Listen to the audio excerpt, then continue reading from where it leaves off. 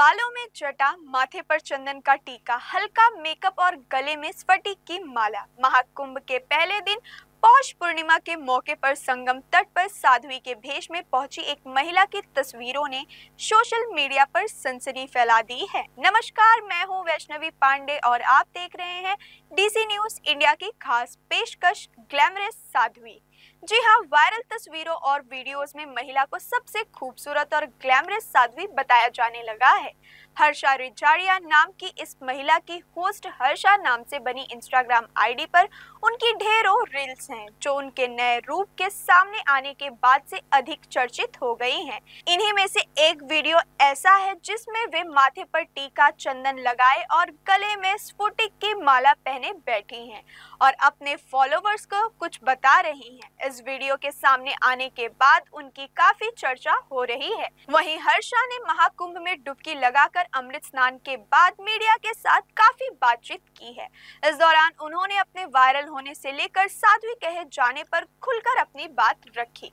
उन्होंने यहां खुद को साध्वी कहे जाने पर ऐतराज दिखाया और कहा कि उन्होंने तकरीबन 1.25 साल पहले अपने गुरु से दीक्षा जरूर ले ली थी, लेकिन फिलहाल वो धारण करने पर अभी अंतिम तौर पर कोई फैसला नहीं लेना चाहती हैं, क्योंकि संन्यास धारण करने के बाद कोई शादी नहीं कर सकता है। इसी वजह से वो अभी दुविधा में हैं और आखिरी फैसला नहीं ले सकी हैं। वे अभी युवाओं को सनातन धर्म के बारे में और जानकारी देना चाहती हैं। आपको बता दें कि हर्षा रिजाड़िया निरंजनी अखाड़े की शिष्य हैं।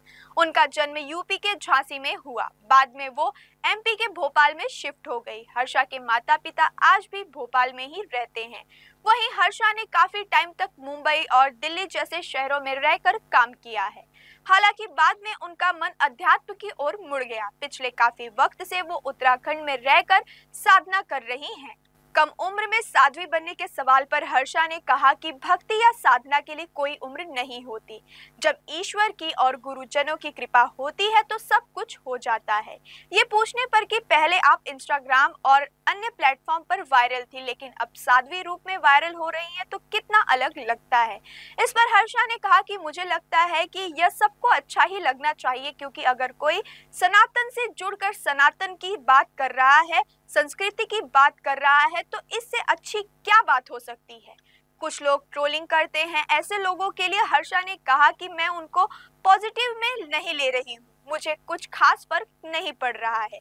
जो चीजें वो दिखा रहे हैं, बता रहे हैं, मैं जानती हूँ, मेरी फैमिली जानती है, मेरे गुरुदेव जानते हैं, मेरे महादेव जानते हैं कि चीजों में कितनी सच्चाई है, कितनी नहीं है। उन्होंने कहा कि मुझे नहीं लगता कि अगर आपका परिवार, आपके गुरुदेव, आपके महादेव हर चीज से भली भांति अवगत हैं, तो जो समाज में बुराई फैला रहे हैं या नकारात्मक सोच फैला रहे हैं, उनको हर बात की सच्चाई देने की जरूरत है।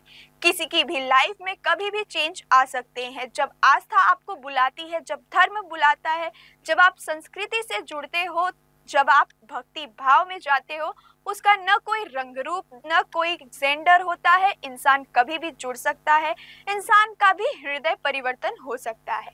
उन्होंने कहा कि अब मैं अपने प्रोफेशन को साइड में रखते हुए अपनी एक जिंदगी जी रही हूँ, भक्ति के भाव में जी रही हूँ और पूरे टाइम माथे में भस्म लगा के घूमती हूँ, चंदन भी लगा के घूमती हूँ। मैंने गुरु दीक्षा ली हुई है और मंत्र दीक्षा ली हुई है, मंत्र का जाप करती हूँ और साधना करती हूँ। क्या आप साध्वी रूप में ही रहना चाहेंगी या वापस उसी रूप में जाएंगी जो आपका पहले प्रोफेशन था? इस सवाल के जवाब में हर्षा ने कहा कि इस बारे में कुछ नहीं बोल सकती हूँ, क्योंकि नियति इंसान को कब कहाँ ले जाए यह इंसान खुद नहीं जानता है। लेकिन मुझे इतना पता है कि नियति और ईश्वर अगर मुझे यहाँ तक लेकर आए हैं, तो उन्होंने इसी रास्ते में मुझे आगे बढ़ने के लिए लिखा होगा। हर्षा ने कहा कि हमारा सनातन धर्म, सनातन संस्कृति इतनी सुंदर है, मुझे लगता है कि ज्यादा से ज्यादा लोगों को अपनी संस्कृति को जानना चाहिए, समझना चाहिए, उसी को आगे बढ़ाना चाहिए। फिलहाल के लिए इस पेशकश में इतना ही। और भी ताज़ा तरीन खबरों को देखने के लिए जुड़े रहिए डीसी न्यूज इंडिया के साथ। मुझे यानी वैष्णवी पांडे को दीजिए इजाजत। नमस्कार।